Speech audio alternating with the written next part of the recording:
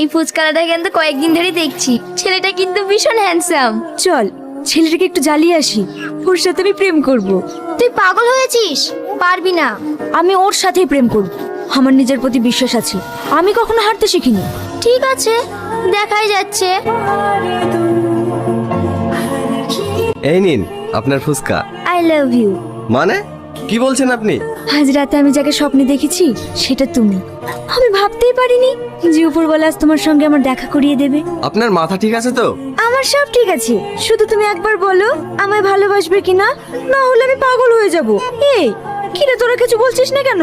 হ্যাঁ, আমাদেরকে স্বপ্নের কথা বলছিল, সেটা যে তুমি এইখানে এসে জানতে পারলাম। তোমাদের সাথে বকার টাইম নেই, আমার টাকা দাও, আমি চলে যাব।